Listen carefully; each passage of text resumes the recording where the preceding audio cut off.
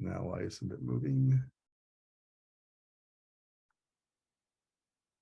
So speaking of great horned owls, this is one of the ones that Roy found near his home along near Muddy Branch Trail. Back in, second week and end of the second week in December.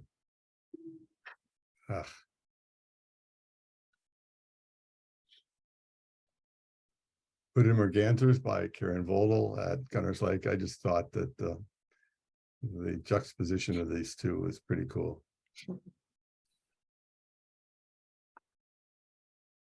And then this is the red morph eastern screech owl that Ed Vigezzi actually discovered a year ago, I guess, during the Christmas bird count.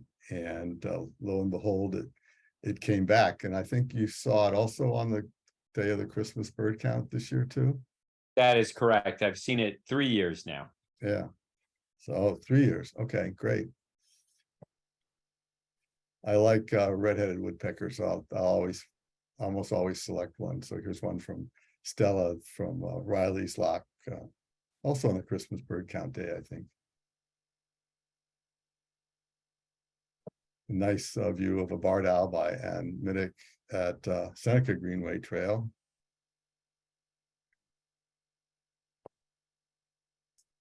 I like this posture of this red-shouldered hawk that Michael Bowen took at the Glenstone Museum. It's a place I still haven't been to, but I hope to get there one of these days. A sharp-shinned hawk by Evelyn Ralston at Swains Lock. Lots of hawks and owls.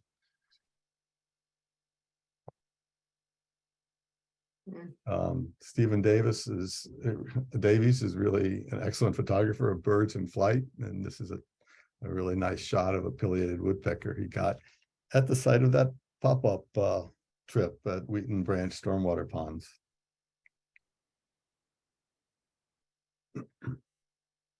So Hermit Thrush by Stephen Sparenborg at Dry Seneca Creek.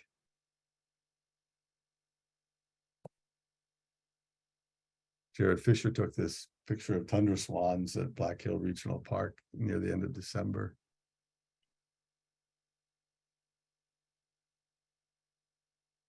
I like this swamp sparrow by Stella T at Hughes Hollow, shaking off the water. Then I thought I'd show some common birds that we don't see enough of. Here's a close-up of some American robins that I took at our house. And I like the presentation of this European starling on this tree that Janet Middleton took. Another picture by Evelyn of this time of a yellow-shafted northern flicker, Riley's Lock.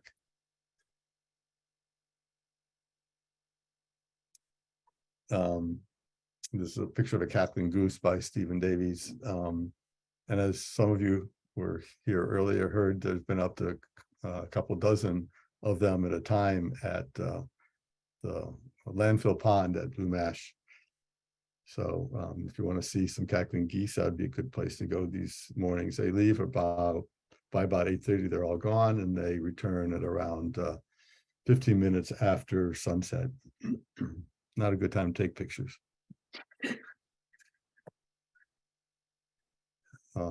Another picture by Stephen Davies of an American tree sparrow, also at Blue Mash. Able to see that on a number of different days. There was a golden eye at Lake Frank. This one taken by Pete Yarrington. I think he's the one who found it. Okay. So here's a killdeer that I took a picture of on Poplar Island a couple of years ago. And maybe what it's doing looks familiar to people. It's called a broken wing display, and that's what's going to be the topic of my Science Tidbit tonight. And maybe it ties into a little bit about what Gabriel might have to say as well. So this broken wing is a protective behavior or a distraction display that is one of and the broken wing is one of the primary instances of this type of behavior, faking an injury, such as broken wing or an injured leg. There can be distraction by making noise, calling to bring a predator close to the parent, who will then fly off. The parent can pretend that it's got a nest that it's sitting on away from the real nest. There's something called a rodent run, where the bird crouches to simulate a mouse, for example. They can bring their tails down and crouch over so they look smaller, look more like a rodent. They can be pretending to be dead, actually playing possum. So these kind of protective behaviors are not unique to birds. They can tend to be asleep or exhausted. And then when the predator approaches, they fly off. They can pretend to be distracted, pecking at the ground, as pretending they're feeding, and then fly off again when the predator approaches. And some actually use some sort of active deterrence, like burrowing owls can make sounds like a rattlesnake to scare off predators. So a group that, or two groups that were at Max Planck and at the California Polytechnic State University wrote a paper that they published in 2022 in the Royal Proceedings of the Royal Society on the broken wing display across birds and conditions for its evolution. And there was also an article discussed by Andy Carstens in The Scientist this winter as well.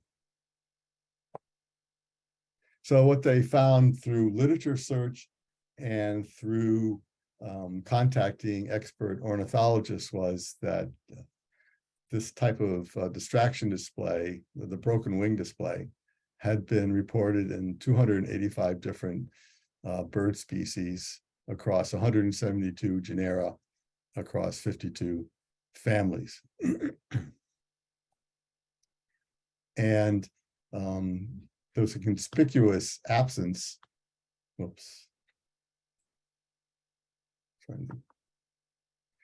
in certain groups, such as trogons and sister taxons, that would include kingfishers, rollers, woodpeckers, barbets, hornbills, and hoopoes, where they didn't see them. And they also didn't see them in turacos and the RDA clade, which includes tropic birds, loons, albatrosses, cormorants, and pelicans. But they saw them in everything from older, more basal clades like shorebirds or pheasants to passerines.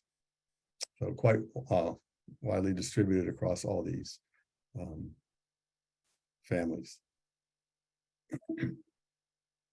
God, in this diagram, the colors of...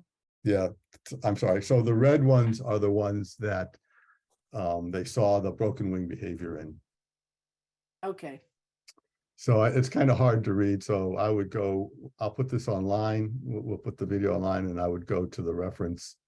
Or you can ask me, I'll send you the reference, and you can see it better through the actual PDF. I think it's too small to read right now, but you can get a basic idea based on the bird silhouettes that they have shown there. And they made some predictions about what conditions they thought would lead to broken wing display. And the ones in orange were the ones that reached statistical significance. But I must say that some of the differences were not very great. But the predictors of broken wing behavior, you were more likely to see that kind of broken wing behavior the further the breeding is from the equator. So you would see it in 60% of a species if the latitude was between 50 and 80 degrees versus 34% of the species if less than 30 degrees.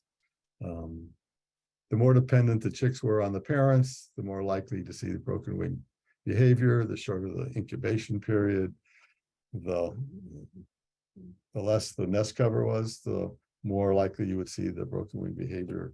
Also, if only one parent incubated the eggs, you would see more of the behavior. And interestingly, if it's a member of a species that mobs nest predators, then you'd be more likely to see this type of behavior.